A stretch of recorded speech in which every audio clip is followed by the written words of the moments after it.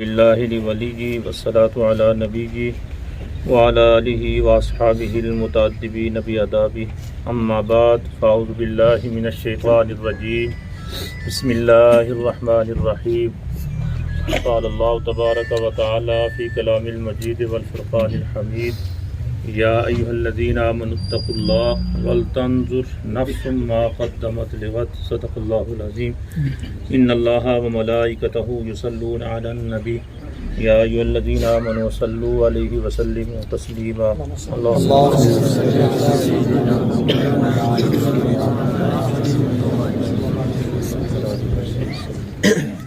معزز و محترم شرکائے جنازہ، آج ہم سبھی حافظ قربان صاحب، بھائی صاحب کے چاچا صاحب کی نماز جنازہ کے لیے جمع ہیں۔ اللہ تبارک و تعالیٰ کی بارگاہ میں دعا ہے اللہ تعالیٰ ان کی اخری مناظر کو آسان فرمائے، ان کے اعمال صالحہ کو شرف قبولیت عطا فرمائے اور خاندان کو اللہ تعالیٰ صبر اور اس پر اجر عظیم عطا فرمائے۔ میں نے جو ہے مقدسہ کا کچھ حصہ تلاوت کیا۔ اللہ رب العزت جل وعلا ارشاد فرماتا ہے، اے ایمان والو، اللہ تعالیٰ سے ڈرتے رہا کرو اور تم میں سے ہر ایک جان، ہر ایک نفس یہ دیکھے کہ اس نے اپنے کل کے لیے کیا تیار کیا۔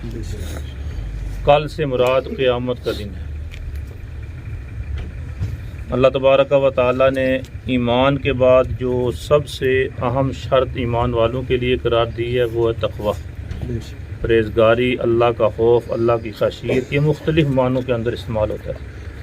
سیدنا ابو ہریرہ رضی اللہ تعالیٰ عنہ سے روایت ہے، رسول اللہ صلی اللہ علیہ وسلم نے فرمایا کہ میری امت کا جنت کے اندر جو دخول ہے، جنت کے اندر جو داخلہ ہے، کثرت سے دو اعمال ہیں جن کی وجہ سے وہ جنت کے اندر داخل ہوگی۔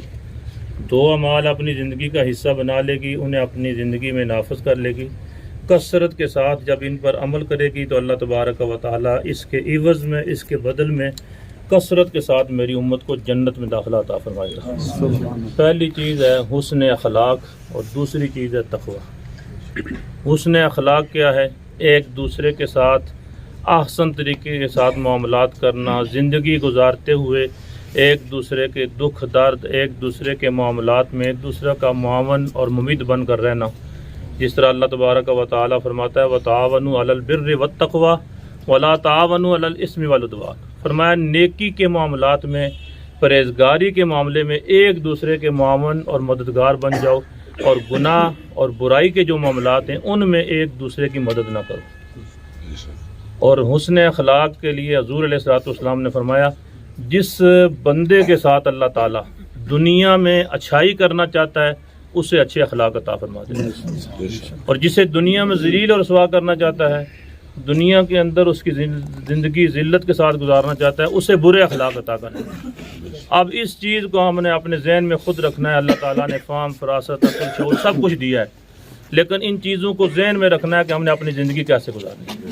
اور دوسرا ہے تقویٰ۔ حدیث مبارکہ میں آتا ہے، سیدنا ابو ہریرہ رضی اللہ تعالیٰ عنہ سے روایت ہے کہ حضور علیہ الصلوۃ والسلام نے فرمایا کہ گزشتہ امتوں کے اندر ایک بندہ تھا، جب اس کا آخری وقت آیا اس نے اپنی اولاد کو اپنے پاس بلا کر یہ کہا کہ میں مر جاؤں تو میری جو میت ہے اسے جلا کر راکھ کر دینا۔ والد کے کہنے پر اولاد نے عمل کیا۔ اس کے بعد اللہ تبارک و تعالیٰ نے اسے انسانی شکل میں اپنے سامنے لا کھڑا فرمایا اور ساتھ یہ سوال کیا، بندے تو یہ سمجھتا تھا کہ میں یہ عمل کر کے اللہ کی بارگاہ میں پیش ہونے سے اپنے آپ کو بچا لوں گا یا میں اپنے آپ کو روک رکھوں گا؟ تو میرے آقا صلی اللہ علیہ وسلم فرماتے ہیں اس بندے نے عرض کیا، باری اللہ ساری زندگی تیرے انعامات استعمال کرتا رہا، تیری نعمتیں استعمال کرتا رہا، کوئی عمل صالح نہیں تھا، شرمندگی ندامت کی وجہ سے میں نے یہ عمل کیا ہے کہ کون سا چہرہ اور کون سا منہ لے کر تیرے پاس جاؤں گا۔ تو اللہ تبارک و تعالیٰ نے فرمایا فرشتوں گواہ ہو جاؤ، میرے خوف کی وجہ سے اس نے یہ عمل کیا ہے، میرے تقویٰ کی وجہ سے عمل کیا ہے، میں نے اس کے زندگی کے سارے گناہ کو معاف کیا۔ اللہ تبارک و تعالیٰ ان کی بخشش و مغفرت فرمائے۔ بسم اللہ الرحمن الرحیم۔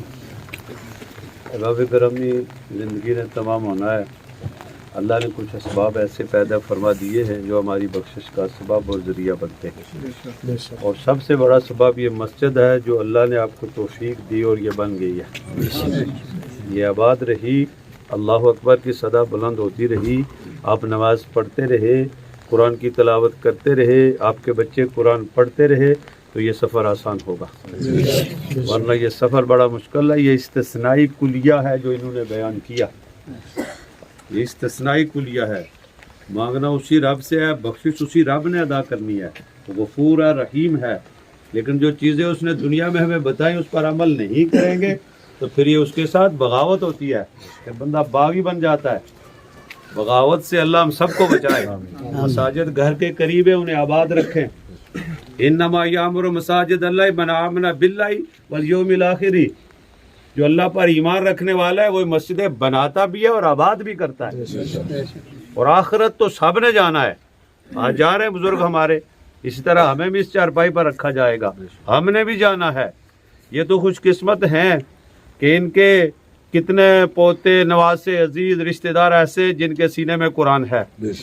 وہ اگر قرآن کی تلاوت کرتے رہے، اس مسجد کو آباد رکھتے رہے تو قبر میں بھی اللہ انہیں صلہ اور اجر عطا فرماتا رہے گا۔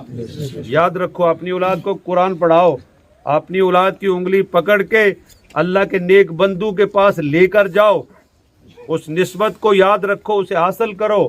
یہ وقت تھا ہمارے اس کوٹلی پر کوئی قرآن پڑھنے والا نہیں ملا کرتا تھا، کوئی نماز پڑھانے والا نہیں ملا کرتا تھا۔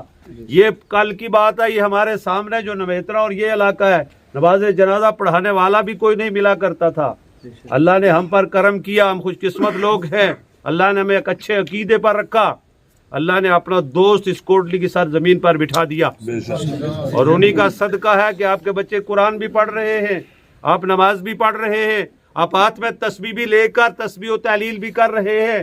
یاد رکھو، جب تک ان اللہ کے نیک بندو کا ساتھ ہے، پختگی ہے، تو اللہ آپ کو توفیق بھی دیتا ہے، اور توفیق اللہ کی طرف سے ہی ملتی ہے، اور پھر یہ سفر آسان ہو جاتا ہے۔ دعا ہے کہ اللہ ہم سب کی حاضری کو قبول فرمائے اور ہمیں نیک عمل کی توفیق عطا فرمائے۔ وما علینا الا البلاغ